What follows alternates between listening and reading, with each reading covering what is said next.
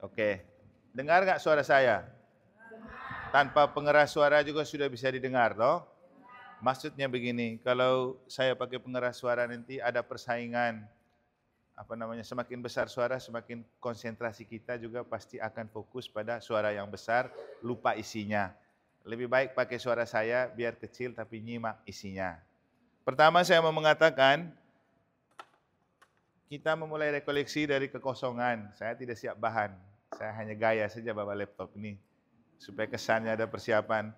Tadi saya mau siap-siap sedikit, tiba-tiba saya lupa kalau misa itu 7:30. Maka pertama kita kembali ke rekoleksi, artinya re dan collection. Kita kembali dikumpulkan. Untuk apa? Di reset cara berpikir kita, di refresh cara beriman kita. Itu saja tujuannya. Jadi kita kumpul di sini untuk reset cara berpikir kita selama ini tentang tatib. Yang kedua, refresh kita punya spirit untuk melayani waktu tatib. Karena apa? Ada dua kenyataan yang mendasari kenapa kemudian saya minta BPI ini untuk rekoleksi, dan memang karena sudah diprogramkan. Yaitu ketika ada fenomen begini, ada tatib yang waktu tugas tatib, dia melayani, tapi setelah itu dia datang misa lagi bersama keluarganya. Yang seperti ini bagaimana kira-kira? Ada yang bisa jawab? Hah? Ada? Coba Ibu jawab. Sini lagi Ibu. Ada di samping Romo Eman itu langka Ibu. Jadi kalau Ibu bisa sampai ada di samping saya, karena menjawab itu luar biasa. Pakai ini, biar terekam ibunya, antara wajah dan suara semua berpadu dalam rekaman. Pegang aja Bu, nggak apa-apa. Nanti dia nyangkut lagi di situ, repot. Terima kasih. Ini yang sebelumnya mohon maaf Romo, izin menjawab. Selama ini saya terutama, jika saya tugas Minggu pagi, saya akan misa Sabtu sore. Karena saya merasa bahwa pada saat saya bertugas tatib, konsentrasi saya untuk mengikuti misa itu tidak fokus sepenuhnya ke ekaristinya, tapi lebih kepada pelayanan di umat yang untuk mengatur-mengatur. Semisal ada ada umat yang datang terlambat, kita harus mencarikan tempat duduk. Jadi kebanyakan warawirinya gitu Romo. Jadi saya merasa bahwa sebelumnya saya harus misa, jadi esoknya itu saya enggak terganggu. Oke, terima kasih Ibu. Terima kasih. Tepuk tangan dulu untuk Ibu. Misa. Ada misa sebagai pelayanan, ada misa sebagai apa? Katakanlah kebutuhannya. Itu pertanyaan pertama. Jadi dari jawaban Ibu ada dua definisi yang membuat kita ikut misa. Satu datang untuk melayani, dua datang karena kita butuh. Yang kedua, ada pemicu kedua yang memicu saya. Ketika ibu-ibu melayani, saya lihat kok ibu-ibu semua nih, mana bapak-bapaknya? Sekarang ini untung ada bapak-bapaknya. Terpujilah engkau di antara wanita. Yang kedua, saya coba tanya satu ibu yang tatib. Ibu tahu apa dasar di kitab sucinya sehingga ibu harus ikut tatib melayani di gereja? Ada yang tahu? Ada yang tahu dasar di kitab suci kenapa ibu-ibu boleh melayani melalui tatib? Enggak ada. Hah? Enggak ada. Makanya perlu rekoleksi karena enggak ada yang tahu. Atau ibu tahu kan? Bukan ibu. Ibu. Mbak tahu ya Mbak? Enggak tahu ya, makanya jangan pergi ya, dengar saja. Artinya gini juga, kata Pak Mikel tadi, saya memang sedang berpikir untuk mari kita mulai dari dalam, untuk set ulang kita punya cara berpikir dan cara beriman, untuk kita betul terlibat karena kita sadar itu dari kesadaran pikiran dan dari kesadaran iman. Jadi bukan ikut-ikutan begitu. Makanya hal-hal seperti tadi itu baik juga untuk kita maknai bersama. Jadi kamu ini ada dasarnya di kitab suci. Dan dalam hidup beriman dan menggereja, kan ada dua kan, beriman dan gereja, selalu ada istilahnya dasar perundang-undangan. Kalau hidup berbangsa dan bernegara kan ada dasar perundang-undangan toh. Dasar Pancasila ada UUD 45. Kita punya dasar pelayanan dalam hidup beriman dan gereja itu dasarnya. dasarnya iman akan Yesus Kristus, undang-undangnya ada di tata perundangan gereja. Tahu tata perundangan gereja? Pasti lebih tidak tahu lagi ya. Ya, kamu sudah lama jadi Katolik tapi tidak tahu tata perundangan gereja. Hal yang kemudian membuat orang tidak tahu apa hak dan kewajibannya dalam hidup menggereja. Dan banyak kita ini ya ikut-ikut saja. Saya sudah Katolik ya Katolik, ikut misa, ikut di lingkungan. Tapi semuanya itu tidak punya dasar. Dasarnya kita ikut untuk apa? Jadi perundang-undangan gereja itu gini. Ada hierarki perundangan. Nomor 1 itu kitab suci. Apapun yang kita buat harus berlandaskan pada apa yang tertulis dalam kitab suci. Yang kedua, kitab hukum kanonik. Yang ketiga, ajaran teologi. Atau ajaran-ajaran gereja bisa tertulis dalam kitab suci, bisa berbentuk tradisi. Jadi, ajaran teologi itu ajaran yang berhubungan dengan Tuhan. Makanya dalam gereja Katolik tidak semua orang bicara tentang Tuhan. Harus jelas labelnya. Maka di buku, kalau buku teologi yang benar, di bagian depan itu ada tulis nihil obstat dan imprimatur. Kali lalu saya sudah jelaskan ke Dewan Inti. Nihil obstat itu misalnya seorang teolog berbicara tentang Tuhan. Sedangkan imprimatur itu disahkan oleh pejabat gereja setempat seperti uskup atau fikjen gitu. Kalau mereka sudah lihat isinya, baru boleh diedarkan. Nah ini bahaya, kenapa? Kita hidup di zaman era milenial, ya memang orang tidak mau baca buku lagi. Saya lihat begini, masuk di sini bilang ada ruang perpustakaan. Begitu saya pergi ternyata penuh dos di situ, bukan buku. Jadi kita baca dos gitu. Kemudian kita hidup di zaman era milenial di mana berita itu banyak berseliweran di medsos. Dan banyak orang berbicara tentang Tuhan dan ajaran di sana. Repotnya ketika orang tidak cross check benar atau tidak sesuai dengan ajaran yang benar. Langsung percaya saja, langsung ikut saja. Contoh, mungkin kamu ikut tatib ini karena tren di gereja lain ada tatib dan tatibnya ibu-ibu. Nah, bisa juga. Biar kota Mataram dan paroki Mataram tidak kalah tren dengan katedral misalnya ada tatibnya. Itu kan karena trending, bukan karena kesadaran dan ada dasarnya. Atau yang lain, yang lebih dalam lagi. Ada umat yang kalau dia komuni dia tidak mau terima di selain pastor. Ditanya, kenapa begitu? Karena di internet ada tulis tentang harus terima hosti cukup dari pastor. Nah repot juga masalahnya kalau pastor tidak ada, dia harus terima bagaimana? Atau ketika dia sakit harus dikasih komuni, kan tidak harus dengan pastor, harus prodiakon atau suster. Kan repot juga. Kenapa? Menerima ajaran dari apa yang ada di medsos, mungkin juga sudah viral tapi belum tentu benar. Apa yang viral itu belum tentu benar. Yang benar itu kadang-kadang memang tidak diviralkan. Gitu. Maka sekarang kita kembali ke dasar. Di kitab suci apa sih dasarnya kita perlu tatib? Dalam hal ini ibu-ibu lagi, ibu-ibu tatib. Tadi ada 2 jenis ibu-ibu ini ya. Ibu-ibu tatib dan ibu-ibu WKRI dan ibu-ibu paroki. Ibu WKRI dan ibu paroki. Bedanya di mana ya? Hah? WKRI pelayannya keluar. Ibu paroki Oh gitu. Jadi ada ibu paroki, ada ibu WKRI yang pelayanannya ke dalam dan keluar. Kalau yang pelayanan luar dalam, ibu-ibu apa? Hah? Hah? Kalau yang ibu guru kayak gini, ajar tuh ibu masuk kategori ibu paroki itu ibu WKRI. Hah? WKRI. Oh ya, cocok dia. Jadi katanya ibu paroki pelayanan ke dalam, ibu WKRI pelayanan keluar. Berarti ibu-ibu di sini lengkap ya, luar dalam ada pelayanan semua ya. Nanti kita akan cek tuh. Kalau WKRI sih memang bahasa sederhananya pelayanan keluar, tapi artinya dia itu ormas, organisasi masyarakat, maka lebih berhubungan dengan hidup sosial masyarakat. Makanya mereka pergi upacara bendera 17 Agustus. Terdaftar di Kesbangpol. Kamu sudah terdaftar nggak di Kesbangpol? Sudah pernah dapat uang? Oh, rugi kamu. Pergi negara kemarin dapat 40 juta dari Kesbangpol untuk WKRI. Tahun ini naik lagi. Masa kamu kalah, itu cuma kota kabupaten. Jadi ibu-ibu WKRI banyaklah urus keluar. Yang ibu-ibu paroki, banyak urus paroki. Tapi ibu yang terbaik adalah ibu yang melayani luar dalam. Ya, dalam dan luar. Jadi istilah kita bahasa sinodenya itu berpartisipasi untuk bersaksi, solid ke dalam untuk solider keluar. Itu bahasa ajaran gereja. Nah, kita akan lihat tatib itu nanti dalam konteks kitab suci, kitab hukum kanonik, teologi, dan ada namanya tradisi. Tradisi itu kebiasaan di dalam gereja. Dan banyak tradisi itu bisa menumbuh kembangkan iman. Contoh dari tradisi itu begini.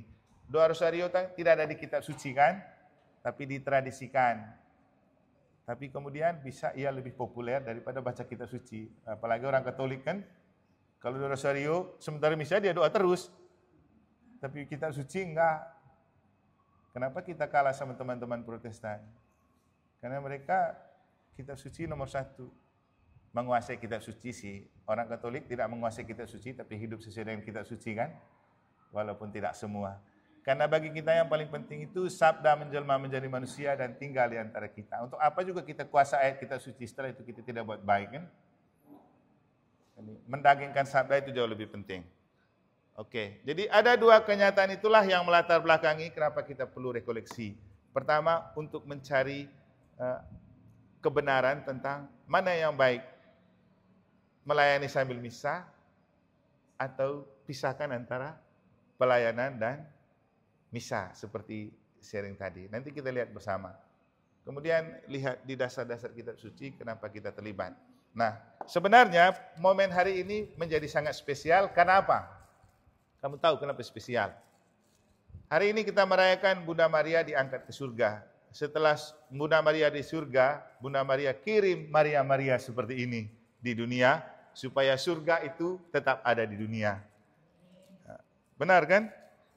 Apalagi ada istilah gini, surga ada di telapak kaki ibu. Tapi telapak kaki ibu zaman now? Ya silakan tanya. Surga ada di telapak kaki ibu itu hanya mau menunjukkan apa? Kenapa ibu? Kenapa disebut surga ada di telapak kaki ibu? Sementara semua ibu-ibu yang punya telapak juga belum tentu masuk surga kan? Kenapa? Karena mungkin ini ada hubungan dengan cerita Malin Kundang mereka itu. Ketika anak-anak tidak menghargai orang tua dan ibu-ibu, maka ada bahasa itu kata bijak, surga ada di telapak kaki ibu supaya orang semua atau anak harus menghargai ibu. Ya saya rasa sama juga dengan begini, kita gereja. Gereja Katolik itu istimewa, kenapa? Kita tidak mungkin percaya kepada Yesus kalau kita tidak menghormati ibunya. Bunda Maria kan? Bagaimana kita kalau mau nikah, mau ambil anaknya jadi istri, orang tuanya kita tidak hargai. Jadi enggak? Enggak mungkin. Kalaupun jadi, durhaka. Sama juga, jadi pengikut Yesus dan tidak hargai ibunya, masalah juga itu sebenarnya. Itulah kenapa gereja Katolik itu harus menghargai Bunda Maria. Dan sangat dekat dengan Bunda Maria. Apalagi dari cerita, tidak ada orang yang buat novena 3 Salam Maria itu gagal. Pasti selalu sukses. Kenapa? Maria penuh rahmat.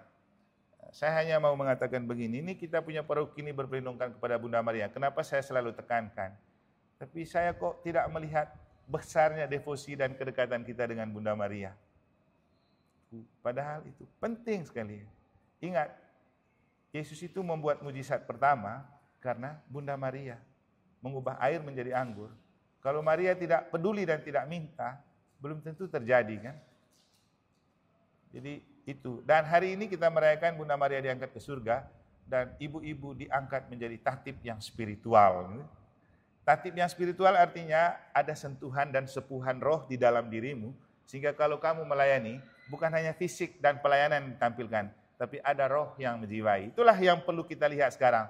Roh apa yang menjiwai kita supaya kita bisa melayani dengan baik dalam tatib. Sebenarnya sih yang saya mau buat tentang tatib dengan tema dalam kepemimpinan partisipatif dan transformatif itu supaya kita tetap berjalan dalam koridor dan bingkai tema pastoral keuskupan kita tahun 2024, hasil sinode 5.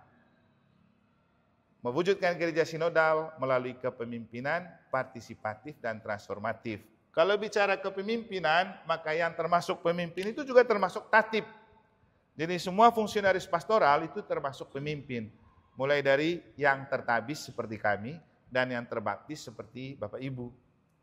Dan di dalam yang terbaptis ini ada kategori lagi. Ada fungsionaris pastoral di Dewan Pastoral, ada pengurus lingkungan, ada pengurus KBG, ada kelompok kategori, ada pelayanan-pelayanan kategorial seperti ini. Jadi kita semua yang melayani disebut pemimpin. Maka dalam ajaran gereja, pemimpin itu pelayan. Seperti Yesus, aku datang bukan untuk dilayani, tapi untuk melayani. Jadi pemimpin sama dengan pelayan, dan pemimpin itu gembala. Itu dalam ajaran gereja. Jadi kalau kita bicara pemimpin di dalam gereja Katolik, artinya pelayan dan gembala. Makanya ada tadi istilah pelayanan lewat tatib. Tapi juga dengan itu kamu menjalankan fungsi kegembalaan. Kenapa? Menggembalakan orang yang datang misa untuk duduk di tempat yang bagus, tuh. Tugas kegembalaan.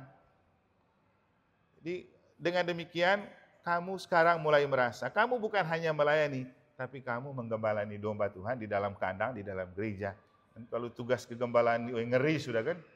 Siapa itu gembala? Yesus. Dia bilang apa? Akulah gembala yang baik. Jadi kamu itu gembala-gembala di tangan Tuhan lewat pelayanan melalui tatib. Dan kita harus berpartisipasi karena apa? Kita bagian dari gereja. Ketika kita sudah dibaptis, kita semua punya tugas dan tanggung jawab mengambil bagian dalam membangun gereja. Jadi efek sakramen baptis, kita harus berpartisipasi. Partisipasi seperti apa? Bukan ikut-ikutan, tapi dengan sadar, mau dan tulus mengambil bagian di dalamnya, karena kita mau menciptakan transformasi. Transformasi itu artinya perubahan. Maka dengan pelayanan kita, apa perubahan yang terjadi di gereja? Seperti yang saya katakan di gereja tadi, tatib itu apa? Tata untuk tertib. Tatib kan? Kenapa kita perlu tata untuk tertib? Karena kenyataannya orang tidak mau ditata, orang tidak tertib, kan gitu. Sementara hidup di gereja ada tata tertibnya. Kalau semua orang tertib ke gereja, ditata dengan baik, berarti tidak perlu tatib. Tapi karena banyak orang tidak tertib dan tidak mau ditata, maka perlu tatib. Itu kan definisi tatib. Tapi kita melaksanakan tugas itu karena ekspresi iman. Makanya tadi butuh ada roh.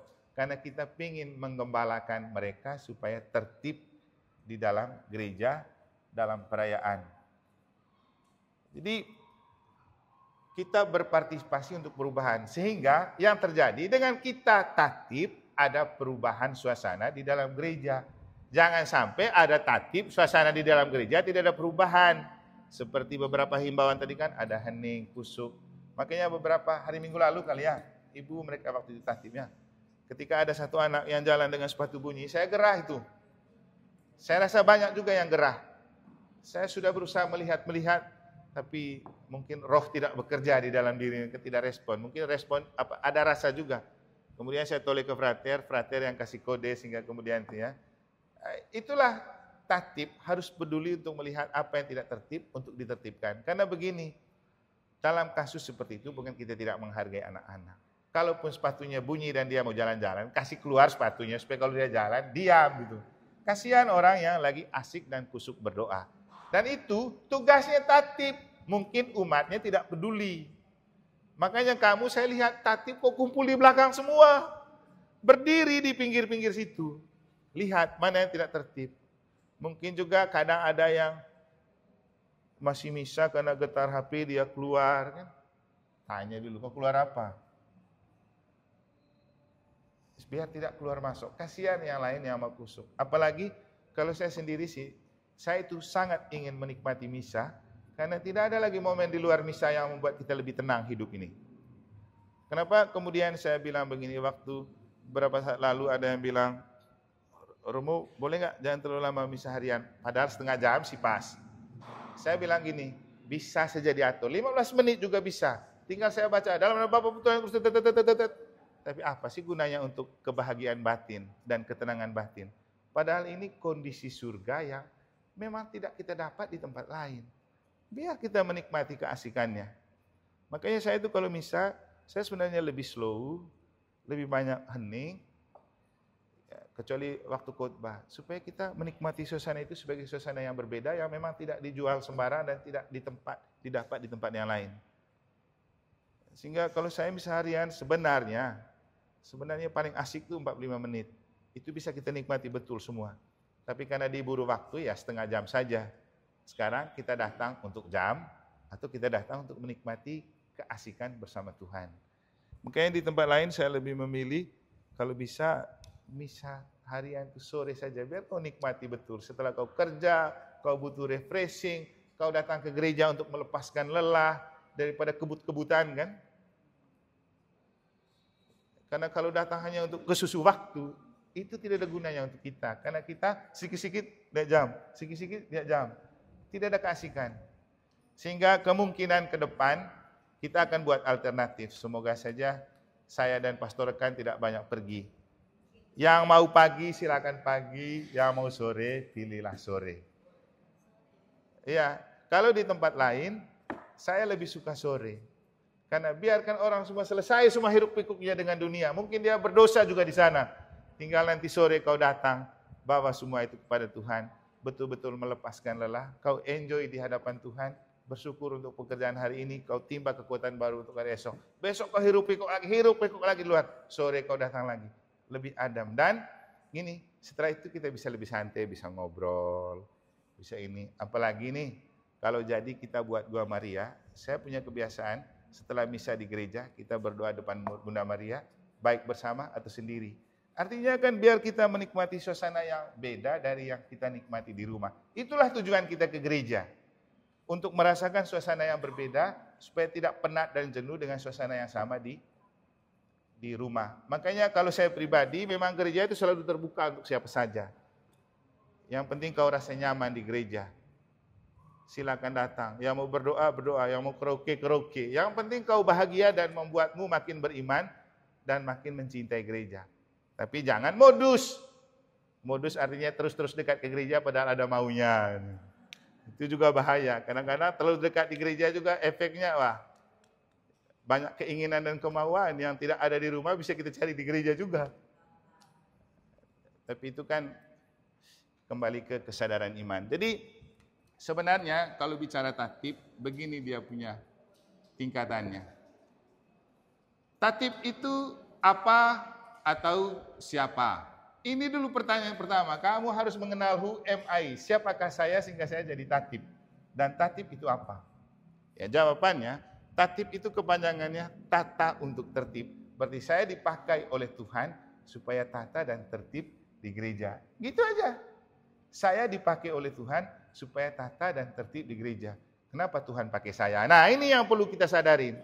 Karena kita berharga di tangan Tuhan, makanya Tuhan pakai kita untuk jadi tatib. Kalau tidak berharga, tidak mungkin Tuhan pakai. Dasar kitab sucinya apa? Kalau yang ikut sinode pasti baca teks yang bicara tentang kenapa orang berpartisipasi dalam hidup menggereja. Itu di moto tabisannya Bapak Uskup itu. Deus incrementum dedit, Allah yang memberi pertumbuhan. Jadi teksnya nanti kamu cari, saya omong saja isinya. Di situ kan tulis begini, Paulus yang menanam, Apolos yang menyiram, Allah yang memberi pertumbuhan. Setiap orang diciptakan dengan bakat dan talenta masing-masing. Ada rupa-rupa karunia tapi satu roh, ada rupa-rupa pelayanan tapi satu Tuhan. Kemudian kita semua adalah rekan kerja Allah. Jangan memandang ini kelompoknya Paulus, ini kelompoknya Apolos. Karena kita semua adalah rekan kerja Allah. Nah inilah, karena kita rekan kerja Allah, maka kita itu jadi alat di tangan Tuhan. Jadi kalau kita jadi tatib untuk tata dan tertib di gereja, karena Tuhan mau pakai kita. Tidak mungkin Tuhan sendiri datang dari surga hanya untuk urus umat Mataram tempat duduk toh. Masa suruh Tuhan datang sudah sini. Tolong urus ini umat yang tidak bisa diatur duduknya. Wih, kalau saya jadi Tuhan juga saya tidak mau begitu. Masa hanya untuk urus orang tempat duduk di gereja harus pakai Tuhan datang lagi. Nah, kita dipakai oleh Tuhan. Jadi kita itu alat di tangan Tuhan. Nah, kemudian setelah kita mengenal apa itu tatib dan siapa itu kita yang menjadi tatib, ini juga pertanyaan penting. Mengapa saya jadi tatib? Untuk apa? Dengan cara apa? Pasti kamu tidak bisa baca tulisnya ya. Tidak penting tulisannya, yang penting isinya. Kalau mau tulis bagus nanti belajar di ibu guru yang jadi guru itu. Mengapa, untuk apa, dengan cara apa. Ini penting. Kenapa kita dipanggil jadi tatib? Karena Tuhan mau pakai kita Karena kita punya sesuatu yang bisa dipakai untuk Tuhan dan gereja. Apa itu sesuatu yang di dalam diri kita? Inilah yang kita tanya ke dalam diri masing-masing. Saya ada apa ya? Seperti pertanyaan Elizabeth ketika mendapat kunjungan Maria tadi kan. Siapakah aku ini sampai ibu Tuhanku datang mengunjungi aku? Kamu juga begitu tanya, siapakah aku ini sampai Paruki mau pakai saya jadi tatib? Ini tanya, temukan sendiri. Ya, bisa ditemukan, oh karena Tuhan mau pakai saya itu alat di tangan Tuhan, makanya saya jadi tatib. Syukur Tuhan karena Engkau masih mau pakai saya. Gitu. Nah, nanti supaya ada gunanya lagu hidup ini adalah kesempatan. Hidup ini untuk melayani Tuhan. Jangan sia-siakan waktu yang Tuhan beri. Hidup ini harus jadi berkat. Referennya nanti sambung di rumah. Yang paling penting ingat kata-kata itu. Kesempatan untuk melayani. Kalau kita sudah mulai asam urat, kolesterol tinggi, tidak bisa buat apa-apa, kita tidak bisa melayani lagi. Mumpung masih sehat, kuat, biar bisa melayani. Supaya kalau kita sudah tidak berdaya, orang-orang yang pernah mengecap pelayanan kita akan ikut mendoakan kita, mungkin juga jenguk kita. Wih, kasihan. Siapa itu? Itu. Wih, dia paling rajin sekali dulu. Kalau dia tatib itu asik sekali. Di mana dia sakit? Nah, didoakan gitu. Jadi mengapa untuk kita menemukan diri berharga di tangan Allah? Supaya kita bisa melayani dan memakai kesempatan hidup untuk melayani Tuhan dan sesama sehingga menjadi berkat untuk sesama. Jadi investasinya jangka pendek menjadi berkat untuk sesama, jarak jauh dan jangka panjang apa? Supaya kita terdaftar di surga. Masih ingat cerita waktu Yesus mengutus murid-muridnya?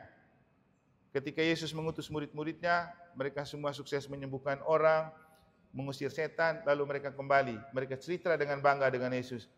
Yesus, kami sudah bisa usir setan, bisa sembuhkan orang. Yesus bilang apa? Kamu ingat? Pasti tidak. Buru-buru ingat, baca aja belum ya? Atau tidak pernah? Kan orang Katolik bukan untuk baca kitab suci. Terus Yesus bilang, ya sudahlah, bolehlah kamu senang. Tapi ingat, jangan terlalu merasa hebat karena kamu bisa mengalahkan setan, menyembuhkan orang. Tapi dengan itu namamu terdaftar di surga. Nah ini Bapak Ibu, siapa mau tidak masuk surga? Semua pasti mau masuk surga. Tapi surga tidak semudah membalikan telapak tangan. Harus ada investasi. Investasi apa? Pelayanan. Mumpung masih sehat dan kuat, mari melayani. Sebagai tanda kita itu berterima kasih karena Tuhan pakai kita sebagai alat di tangannya. Jadi ini alasan mengapa saya jadi tatib. Untuk apa? Ya, untuk melayani, untuk membantu orang merasa lebih tenang dan lebih dekat dengan Tuhan. Kita kan atur dan arahkan mereka untuk menikmati suasana yang kusuk di dalam gereja supaya aman dan tenang dekat Tuhan. Biar tidak kami pastor lagi, yang di belakang tuh, kan gitu maksudnya. Kalau saya hobi begitu dulu, tapi karena sudah teriring waktu nih makin tua ya, berusaha makin bijak, apalagi ada tatib ini kan. Dulu kalau orang yang berdiri tidak jelas pasti dia bilang, di belakang itu kan tidak enak. Marilah berdoa, tiba-tiba, itu. Zaman-zaman dulu kan begitu. Ya Allah Bapak, itu. Kasih keluar ya. Tapi dengan ada tatib, tidak perlu lagi pastor repot urus yang gitu-gituan. Biar kita fokus pada perayaan, kamu lihat yang tidak beres untuk diamankan. Makanya tadi saya bilang, bukan kamu duduk kumpul di belakang tatib itu, tapi berdiri di samping tempat itu untuk melihat dan menjaga ketertiban. Supaya lihat ada yang tidak beres atau anak-anak lari, anak-anak kasih jatuh jajan, kamu yang pergi rapikan. Kalau ini kamu sudah paham, tinggal nanti seksi BPI umumkan di gereja bahwa tugas tatib itu begini. Jadi besok-besok kalau tatib atur kamu memang itu tugasnya untuk menertibkan sirkulasi dan gerakan-gerakan di dalam gereja selama perayaan. Karena kadang-kadang umat tidak paham, tatib ini kok dia sibuk sekali dengan saya. Ya memang gitu dia punya tugas. Dan itu juga yang membuat kita sungkan kan. Mau atur nanti tidak enak, belum tentu orang terima. Jadi kalau sudah dengan rekoleksi begini, jelas tugas kita diumumkan kepada umat, memang yang gitu-gitu tugasnya tatib, amankan kamu di sini, atur kamu di sini, harus ikut taat dengan yang diatur tatib. Karena tatib artinya tata supaya tertib. Itu saja.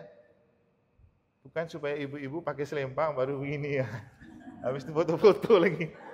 Bolehlah foto-foto setelah bekerja dulu. Karena setiap pekerja patut mendapat upah. No? Kerja dulu, habis itu baru kita foto-foto. Jangan sementara ini foto-foto dulu, lupa aturnya. Jadi itu untuk menertibkan supaya suasana di dalam perayaan itu betul menjadi suasana yang membawa sukacita, kebahagiaan, tenang, adem gitu. Dengan cara apa? Kita memberi diri dan melibatkan diri. Jadi dengan cara memberi diri dan melibatkan diri. Nah, dengan ini kita akan sampai ke pertanyaan. Kalau memang waktu kamu tatib, kamu merasa tidak nyaman untuk misa, boleh waktu kamu pelayanan, layani fokus pada pelayanan.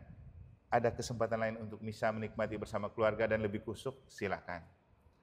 Tapi kalau kamu merasa bahwa tatib juga bagian dari ekspresi iman kekusukanmu, enggak apa-apa. Boleh. Intinya begini, omnia in caritate, lakukan apapun dalam kasih dan didasari iman. Jadi kamu melayani sementara misa, enggak apa-apa. Tapi kalau kamu rasa memang kamu harus ikut lebih kusuk lagi, silakan. Semua baik adanya. Tuh.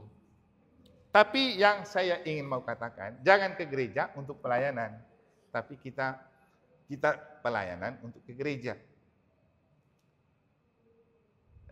Tahu tuh? Jangan karena pelayanan kita ke gereja, tapi kita ke gereja karena apa? Bentuk pelayanan apa nih? Kita melayani untuk ke gereja. Artinya begini Bapak Ibu. Kadang-kadang ada orang yang ke gereja kalau dia ada tugas pelayanan. Jangan. Tanpa kita punya tugas pelayanan pun, kita harus tetap ke gereja, karena ke gereja itu atau misa itu kebutuhan rohani. Artinya kalau pas kita tidak melayani, tetaplah ke gereja karena itu kebutuhan rohani. Jadi melihat perayaan itu sebagai kebutuhan rohani itu lebih penting. Bahwa semakin kita rohani, semakin kita beriman, pasti kita semakin merasa dengan pelayanan kita makin kuat dalam iman. Jadi pelayanan itu membuat kita makin kuat dalam iman, dan iman kita itu berakar dalam pelayanan. Yang oleh Rasul Yakobus dibahasakan dengan iman tanpa perbuatan mati, perbuatan tanpa iman sia-sia. Jadi layanilah sebagai ekspresi iman, dan layanilah karena kesadaran bahwa dengan cara itu kamu bantu Tuhan untuk melihat umat Tuhan lebih aman dan nyaman dalam perayaan. Nah, sekarang kita lihat, sudah dengan cara itu, cara memberi diri tulus dan ikhlas dengan prinsip omnia in caritate. Ini motonya Uskup Ruteng nih, omnia in caritate, ada di kitab suci itu. Lakukanlah apapun dengan kasih, jangan dengan keterpaksaan. Jadi karena kita mengasihi Tuhan, kita mengasihi gereja, kita mengasihi umat, kita melayani. Tuh, dengan cara omnia. Nah sekarang kita cari dasar kitab suci. Nanti cari di teksnya, tapi saya hanya omong saja. Kalau mau cari tahu tentang kenapa kita jadi tatib dan kenapa ibu-ibu sangat diorbitkan untuk menjadi tatib. Karena kalau melihat sejarah di dalam kitab suci, seluruh karya pelayanan Yesus itu sangat didukung oleh kaum perempuan. Jangankan dalam hal-hal yang baik, memanggul salib ke Golgota, yang paling banyak ikut itu perempuan. Coba cek di perhentian jalan salib, ada berapa laki-laki? Bahkan rasul-rasul itu, Ina lihat di perhentian, ada rasul-rasul ikut Yesus jalan salib sampai ke Golgota. Tidak lihat ya, karena tidak hidup waktu itu.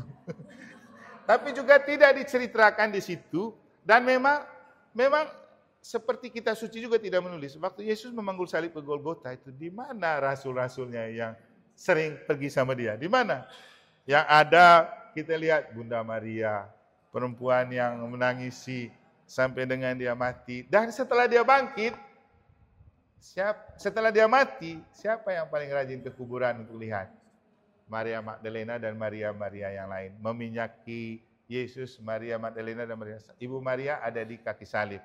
Waktu dia sudah mati, yang paling banyak nyekar Maria. Dan orang pertama yang melihat Yesus bangkit, kubur kosong, perempuan. Ibu-ibu, kemarin saya sempat singgung.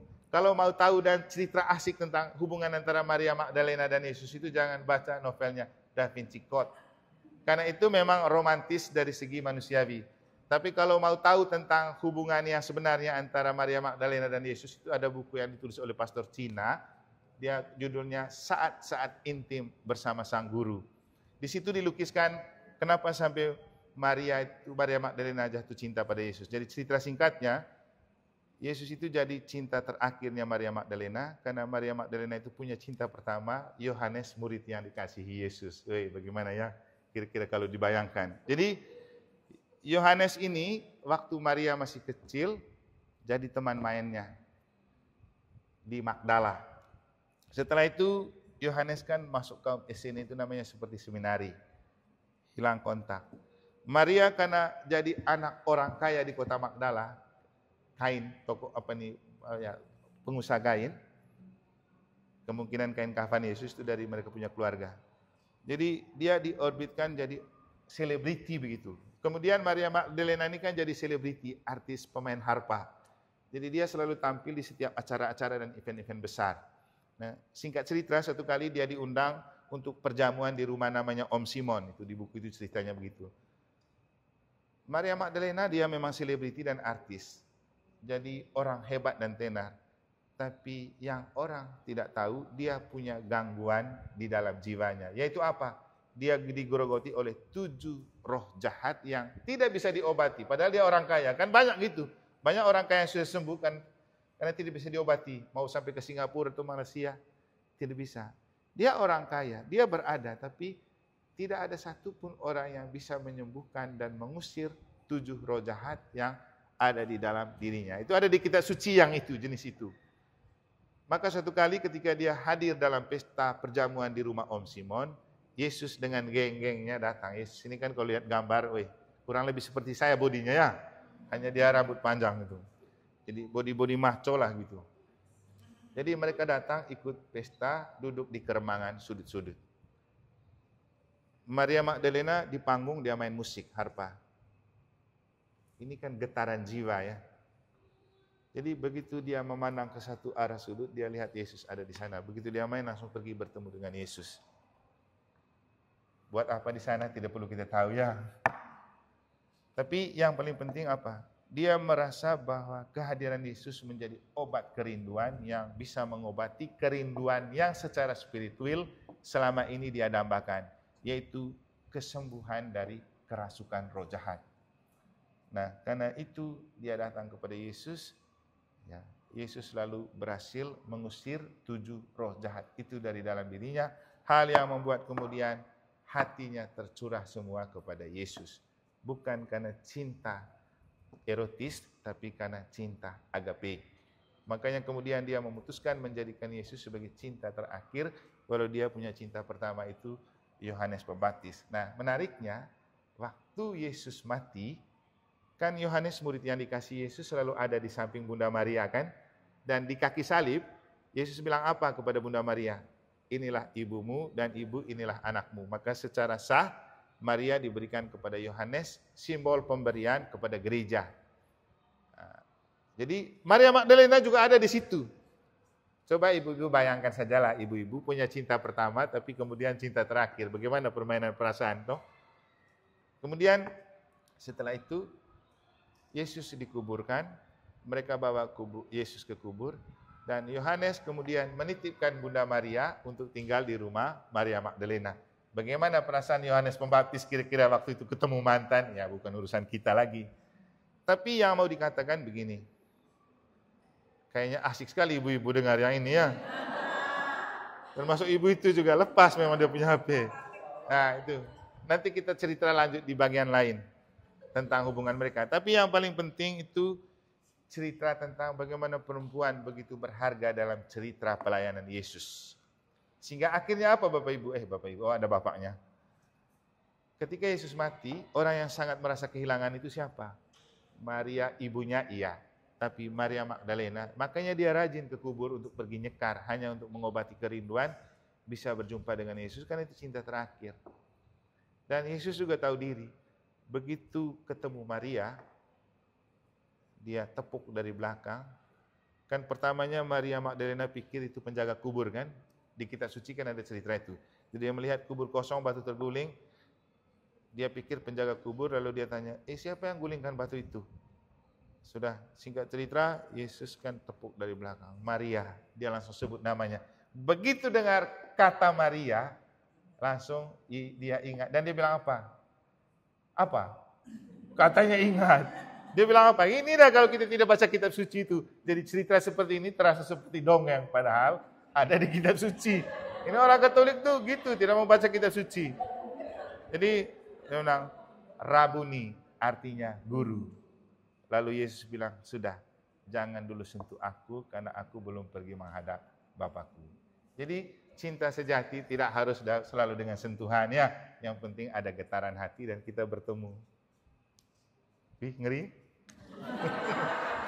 Jadi ini sebagian dari cerita di kitab suci untuk menunjukkan kalau kemudian kamu dipakai sebagai tatib itu ada dasar biblisnya. Karena kitab suci banyak bercerita tentang keterlibatan perempuan dalam karya pelayanan Yesus. Dan mereka ini, perempuan-perempuan ini mereka kumpul, mereka punya apa yang mereka miliki untuk membantu karya-karya pelayanan Yesus dan para rasulnya. Makanya kita tidak pernah menemukan mereka itu kekurangan uang dalam pelayanan. Sementara kita juga tidak pernah tahu, tidak pernah diceritakan tentang saldo berapa mereka Yesus dan murid-muridnya itu ya. Tidak ada. Ada bendahara tapi kita tidak tahu saldonya. Yang kita tahu akhirnya baru kita tahu ada bendahara dalam diri Yudas waktu bisik-bisik tentang kasih beli roti dan cerita minyak narwatsu. Ketika Yudas bilang, ngapain minyak mahal-mahal kayak gini dipakai untuk... Ingat juga itu? Kira-kira lanjutannya? Enggak lagi. Kita kandas di situ, ingat tapi susah lanjut. Oke, itu beberapa cerita. Dan kemudian di kitab hukum kanonik juga, kitab hukum gereja juga tertera tentang gereja itu kan gereja sinodal, gereja yang berjalan bersama. Jadi kita itu satu persekutuan komunio. Di dalam komunio itu orang memberi diri sesuai dengan apa yang dia miliki untuk membangun gereja tubuh mistik Kristus. Jadi gereja itu kan kalau menurut Konsili Vatikan kedua ada 4 definisinya.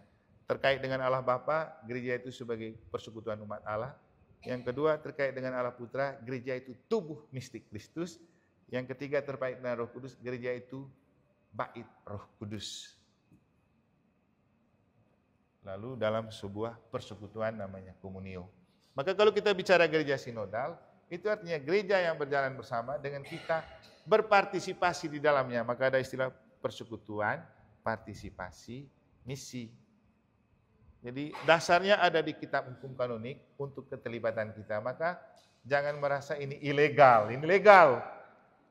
Kemudian dari ajaran teologi, banyak cerita-cerita ajaran-ajaran gereja yang menunjukkan pentingnya keterlibatan perempuan dalam hidup menggereja.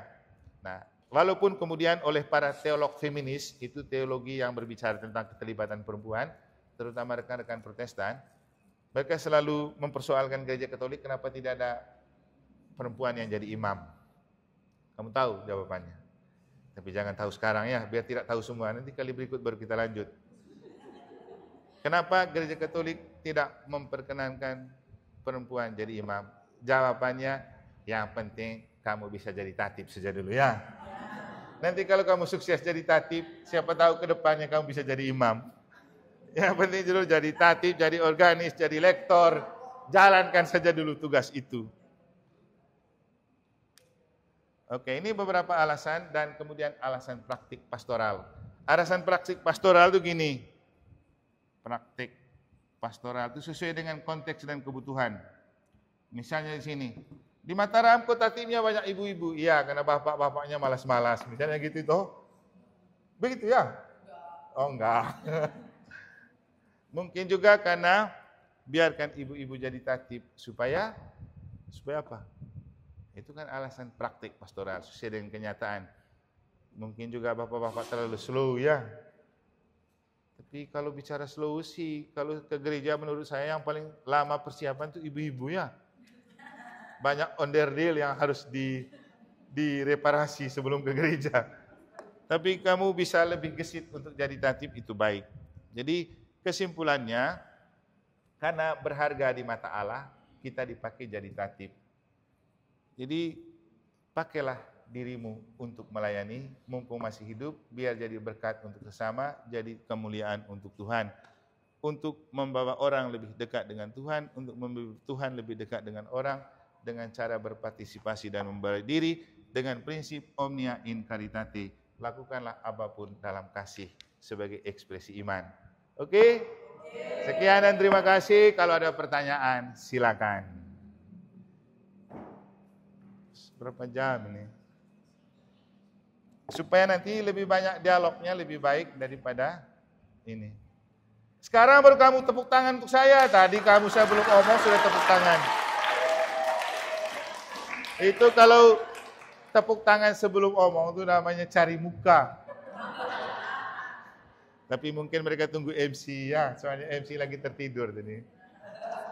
Baik, terima kasih.